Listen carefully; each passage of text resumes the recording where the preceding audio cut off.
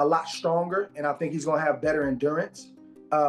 Not being able to boil himself down like that, and even though it is a huge jump, I think we lose sight of the fact of how much he had to boil down and how gaunt he looked at 140. So obvious, I guess, because Crawford is bigger. Right. Crawford is heavy, you know, like he carries himself, you know, he's very solid right now. He's taller, you know, when you see in the face off. So he is technically bigger. Hello, I'm looking at this thing and I'm like, okay, so let me look at this from Canelo's perspective and the experience of being in the ring with guys that are long and fast. What we've seen come from Canelo is the patience. Something that I know from my own personal experience, a guy that shows a lot of patience and you don't bother him by winning rounds. I don't think Canelo's gonna get bothered. Andre Ward sends a clear warning to Canelo Alvarez as he discusses the looming threat of Terence Crawford. Ward stresses that Father Time may be creeping up on Canelo in subtle ways with a slightly lower punch output and reflexes that aren't as sharp as before. Yet, he acknowledges that Canelo remains better than most fighters in the world today. Ward insists Canelo's skills and craftiness are still elite, but facing Crawford is different. He compares Canelo's recent approach to a preseason scrimmage. In my case, but I'm really not moving up in weight. I'm just not having to boil myself down. So I think that Terence is going to be a lot stronger, and I think he's going to have better endurance. Not being able to boil himself down like that, and even though it is a huge jump, I think we lose sight of the fact of how much he had to boil down and how gaunt he looked at 140, and even quickly at 147. It got to the point where you start to cut into muscle mass. If you know anything about weight loss, at a certain point, that affects you in a boxing ring. Boxing, maybe wrestling, and MMA are the only sports where you have to tear yourself down for two months or 3 months, not just the training, but the weight loss. And then you have less than or right around 24 hours to put it back on, and then you need to go be great the next night. Everybody else gets to play or compete at their walking around weight or their playing weight. So I think that's going to favor Terence Crawford as not having to boil down 25 or 20. It's probably going to be about 10 to 12. What do you make of the state of Canelo right now? Because it does seem like he's received a little bit of heat, and I think the last performance, it was somewhat warranted because like the output was historically low. Yeah. But to me, I felt like he knew. I mean, Terence was sitting there in the front row in Riyadh. Like, why would you even put yourself in risk when you've got this gigantic fight waiting for you? Like, just get the win over Skull, move on, get the belts, and you get the big fight. So how much do you chalk it up to like, the motivation just isn't there because the opponents aren't on his level, or maybe he's just getting older and, as you know, Father Time is undefeated? Great question. I think a couple of things are true.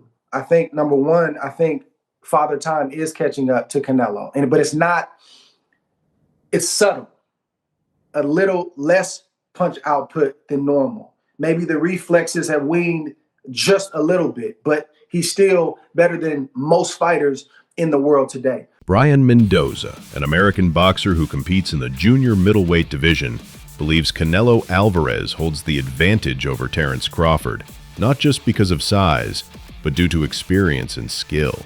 Mendoza stresses that although Crawford is extremely talented and has proven himself against elite competition, the significance of weight classes cannot be ignored. In his view, Canelo's long career at higher divisions provides him with a natural comfort level at 168 pounds, which Crawford cannot easily replicate. He acknowledges Crawford's greatness, but ultimately leans toward Canelo, emphasizing that the Mexican superstar's ring IQ, championship pedigree, and We gonna finish this thing strong.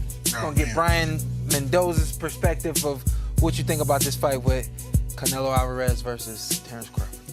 It's so, like, I feel like every day I'm almost kind of changing my opinion, but at the end of the day, I lean towards Canelo because of the size. Yeah. But I know the size thing isn't so, like, so obvious, I guess, because Crawford is bigger. Right. Crawford is heavy, you know, like he carries himself, you know, he's very solid right now. He's taller, you know, when you see in the face off. So he is technically bigger. It's just the size it's very different when you carry that weight in the ring. That's what you got to worry about performing with. And, you know, just based off kind of like the performance at 154, although it was against a very solid fighter with Madrimov. I don't know if he's gonna be solid enough. Just used to carrying that type of weight around at 68. So that's that's the reason I lean towards Canelo. But the skill-wise, everything else obviously still more on Bud's side. Yeah. So that's where my toss-up is. I just lean towards Canelo because at the end of the day, you got to respect the weight classes. We've been real heavy on this fight. We've been talking about it for a couple of weeks now. And I feel like every time I've spoken about Canelo and Crawford, the only thing I'm talking about is Crawford. So I said, you know what, today I'm going to flip the script. Today it's all about Canelo for me, and I might break your heart in the process. But I got to keep it real. You're right. This is a 50-50 fight. This is a fight where, as I was telling the Uber driver this morning, these guys, we've seen them both make mistakes in the ring. But they've never cost them, right? This is the first fight that I believe they both are going to get in the ring where the small mistake is actually a big mistake against the opposer. Jeff Horn, the former WBO welterweight champion who shocked the boxing world by defeating Manny Pacquiao in 2017, delivers a strong warning to Canelo Alvarez about the dangers of facing Terence Crawford. Horn acknowledges that Canelo's power, size, and experience could give him an edge in the early stages of the fight. He predicts that Canelo may push forward aggressively and look to impose his physical strength, which could put Crawford on the back foot at first. However, Horn stresses that Crawford is a fighter who thrives on adjustments. Once Crawford settles into the rhythm, he becomes extremely difficult to stop. Horn points out that Crawford's timing, precision, and ability to switch styles mid-fight make him one of the most dangerous finishers in the sport today. If Canelo fails to close the show early, Horn believes the later rounds will swing heavily in Crawford's favor. I favor Canelo. Not by a lot, but I do favor him. I just think that, I think the Skull fight was just a bad style. And I think Canelo was like, why force the issue? You know what I mean? I'm up. This guy's running. I'm not gonna take a chance. So I think that it was that kind of fight for Canelo. But Madrimov did give Crawford problems. You know what I'm saying? And where I felt like, damn, at 54, he gave you problems. 68 is different. You know what I'm saying? So you going up 3 weight classes, because he was 47, 54, 60, 68. That's 3 weight classes. It's a major difference, man. And one thing is like, right, so people are saying Canelo has problems with movers. But the reality is Crawford's not a mover. Crawford's not a fighter that fights on his feet in the sense of boxing, kind of like, let's say, how a Pernell Whitaker would box or how Landy Lara would box. Crawford is a fighter that works on angles. He's not on his feet like Muhammad Ali. You know what I'm saying? He's not that kind of boxer. So he's going to be there to get hit, And I feel like that favors Canelo because Canelo's going to hit you in the arms. He's going to hit you in the elbows. He's going to hit anything you give him, he's going to take it. You know what I mean? And now is Crawford just going to switch his style and become a mover, moving up 3 weight classes? So now you're going to put all that weight on your legs and you never boxed like that before. How can you do that?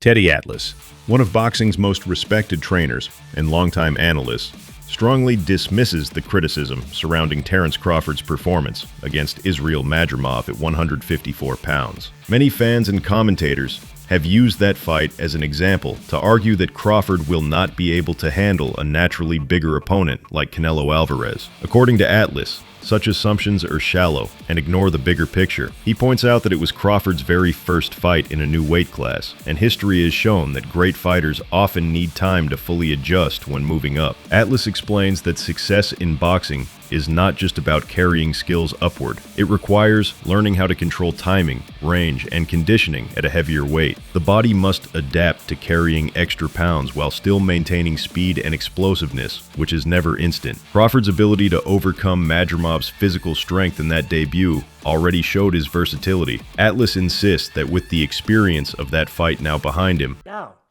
So I avoided that. I would bring in specific sparring partners that, A, knew how to be a sparring partner.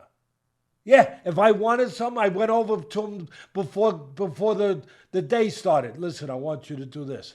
All right, I'm paying him. I have the right to do that. I want you to move more today. I want you to, you know what? I want you to press him a lot. You know what? There was a fight I was getting a guy ready for, and I was worried about the first couple rounds. So I said, when the bell rings, I want you to rush out of the corner and go right after him. And I was, obviously I had my guy ready because we were getting ready for that kind of fight plan, for the possibility that the opponent would come out that way. So I wouldn't look to get a boots Ennis. I mean, nothing wrong with that's what they want. That's fine, and I get it, the style, the size, the length. I understand. It's not a bad pick from that point of view. But for me, again, I never go down that road because I got my guy getting ready for a fight. I don't want to leave it in the gym. I don't want to get into that kind of war in the gym. No, I want to have control of all aspects of what the hell I'm doing in the gym to get ready for one night. So no, I wouldn't do that. I'd get the right spar partners. If I thought I had a guy, I get guys that my guy could work with, and if he was having an off day, he could kind of, have his way and do what he wanted with the guy. I'd have one of them. I'd probably have 3 guys, sometimes 4, depending on where we were at, with the calendar when the fight was coming up. Crawford's victory over Israel Madrimov at 154 pounds solidified his legacy as one of the sport's rare multi-division greats. By winning in this new weight class, Crawford officially became a 4-division world champion, adding to his previous conquests at lightweight, junior welterweight, and welterweight. What makes this milestone even more historic is that Crawford is the first male fighter in the 4-belt era to achieve undisputed status in not just one, but 2 different divisions, a feat that highlights both his consistency and his dominance across multiple weight classes. The Madrimov fight was more than just another win on his record. It represented Crawford's ability to carry his ring IQ, sharp timing, and defensive mastery into a heavier division against naturally larger opposition. Madrimov was known for his physicality and strength, but Crawford neutralized those advantages with accuracy, patience, and superior adaptability. And a lot has been taken out of you in the gym. You left it in the gym. And we heard that Jaron Boots Ennis was getting the best of Canelo Alvarez in his sparring sessions. That he possibly gave him a black eye. We saw the knot on his head. That was just a week ago. The fight is next week, next Saturday. So 3 weeks out from the fight, and you having this hard sparring sessions with Jaron Boots Ennis, who wants to prove a point. Leave no doubt. Jaron Ennis is going into those sparring sessions not just to be a sparring partner, but to gauge where he stands against a legend and a Hall of Famer and a superstar like Canelo Alvarez, to understand where he can get better and understand that he can actually compete on that level. So make no mistake about it. Jaron Boots Ennis wasn't in there to lay down. Now, he had a job to do. He was there for a specific reason, which is to give Canelo looks that Terence Crawford could possibly give him. But you best believe, in those sparring sessions, he gonna give what he have. He gonna test the waters to see where he stands, right? Not just to help Canelo, not just to be a dummy. There's a reason you bring in a high-profile fighter. And so Teddy Atlas believes this is a huge mistake on Canelo Alvarez's part, because now he has possibly left it in the gym. And now he got to go into battle with Terence Crawford. So it's like having 2 fights in a matter of 3 weeks, and your body's going to show the wear and tear. Fernando Vargas Jr. The promising young fighter and son of former world champion Fernando Vargas offers a candid opinion that leans toward Terence Crawford in the upcoming clash with Canelo Alvarez. Vargas Jr. points out that Canelo's career has already been incredibly demanding with around 70 professional bouts under his belt. Such a grueling schedule, he argues, inevitably takes a toll on a fighter's body, reflexes, and overall sharpness. While Canelo remains one of the sport's elite names, Vargas Jr. believes that the years of high-profile battles have slowly drained some of the explosiveness and drive that once propelled him to the top. He notes that Canelo's power does not appear as punishing as it used to be, and the eagerness that once characterized his rise now seems less evident. In contrast, Vargas Jr. emphasizes Crawford's current position as a fresher and more motivated champion. Crawford has fewer fights, maintains a high level of discipline, and continues to fight with the hunger of someone still. I think that obviously we know the one who has the ability to make adjustments is Crawford. We have literally never ever seen Canelo do anything else. He's not gonna sit back and do and catch and counter. He's not gonna come up. He's not gonna do anything different. You know what I mean? So I think if Canelo starts to do this, but yes, he does have the ability to change some things. Sean, to get going back the other way? What about the Austin Trout fight, the first Golovkin fight, who was a That's a Canelo years ago. Yeah, I know. We haven't seen that right. I don't remember those we might as well talk about the 19-year-old because it's this Canelo now. It's just more like jab, jab, overhand. It was those fights. So those fights were the experiences. Zero chance he tries to bring any of that stuff out again. I don't believe so. I don't think so either, but I'm just... I don't think he has that gear anymore, personally. I don't either. Because of his age. Him funny because he's an older, 35, about 34, going on 35, or is 35. But he's has older because because he's had like 60, 70 almost. fights now, almost 70 fights. Yeah. He went pro 15, 14, something like that, right? Yeah. See how protected you were? See how protected you were? So I think it's going to be a great fight. He thinks that it could be a dog fight. I don't think it's going to be a dog fight. Are you still feeling that way? It could. I'm feeling less like that. I'm feeling less like that because I think Crawford is gonna is not coming in to fight like Caleb Plant or Billy Joe Saunders. I think Crawford's coming to counterpunch with bad intentions.